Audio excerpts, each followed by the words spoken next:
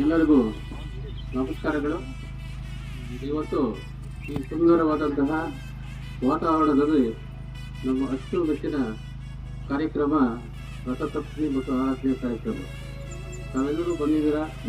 ಈಗ ಇಷ್ಟೊತ್ತು ನಮ್ಮನ್ನು ಅಲಂಕರಿಸಿದ ಮತ್ತು ಕಾರ್ಯಕ್ರಮಕ್ಕೆ ಸಹಕರಿಸಿದ ಎಲ್ಲರಿಗೂ ಧನ್ಯವಾದಗಳು ಹೇಳುತ್ತಾ, ಮತ್ತು ಈ ಒಂದು ಕಾರ್ಯಕ್ರಮದಲ್ಲಿ ಸುಂದರವಾಗಿ ಗಾನವನ್ನು ಆಡಿದಂತಹ ಶ್ರೀ ಶಿವಕುಮಾರ್ ಸರ್ ಅವರಿಗೆ ಧನ್ಯವಾದಗಳು, ಮತ್ತು ನಮ್ಮ ಅಣ್ಣನಾದಂತಹ ಕೃಷ್ಣಾಚಾರ್ಯ ಅವರು ಭಜನೆಯನ್ನು ಆಡಿದಂಥ ಅವರಿಗೆ ಧನ್ಯವಾದಗಳು.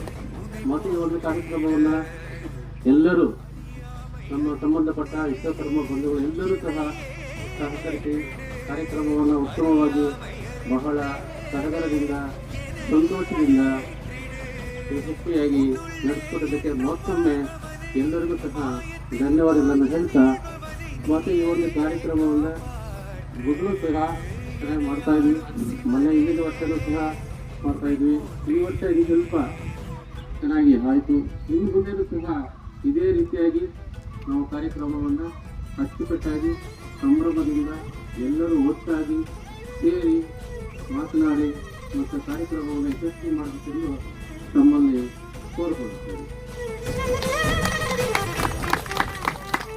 ಮತ್ತು ಮುಂದಿನ ಭಜನೆ ಕಾರ್ಯಕ್ರಮ ಆಗ್ಬೋದು, ನಮ್ಮ ಕುಲದೈವದ ಕಾರ್ಯಕ್ರಮ ವಿಶ್ವಕರ್ಮ ವೀರಬ್ರಹ್ಮೇಂದ್ರ ಸ್ವಾಮಿಗಳ ನಾಟಕವನ್ನು ಸಹ ನಾವು ಆಡಲಿಕ್ಕೆ ನಮ್ಮೆಲ್ಲರ ಸಹಕಾರ ಬೇಕಾಗಿದೆ. ಆದ್ದರಿಂದ ಮುಂದಿನ ವರ್ಷ ಮತ್ತು ವೀರಬ್ರಹ್ಮೇಂದ್ರ ಸ್ವಾಮಿ ನಾಟಕ ನಮಗೆಲ್ಲರೂ ಓಕೆನಾ?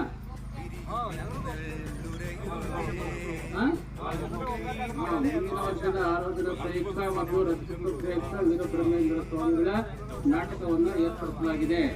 ತಾವೆಲ್ಲರೂ ಸಹ ಇದಕ್ಕೆ ಸಹಕರಿಸಬೇಕಾಗಿ ವಿನಂತಿ. ಮತ್ತು ಕಾರ್ಯಕ್ರಮವನ್ನು ಯಶಸ್ವಿ ಮಾಡಿ ಈ ಕಾರ್ಯಕ್ರಮವನ್ನು ಯಶಸ್ವಿಯಾಗಿ ಮಾಡಬೇಕೆಂದು ತಮ್ಮನ್ನು ಕೋರುತ್ತೇವೆ. ಮತ್ತು ಮುಂದಿನ ವರ್ಷ ನಮ್ಮ ವಿಶ್ವಕರ್ಮದ ಸ್ವಾಮಿಗಳನ್ನು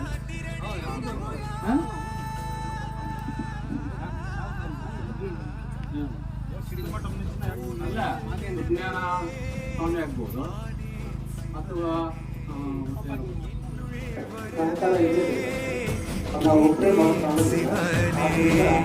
பேரண்டம் எங்கும்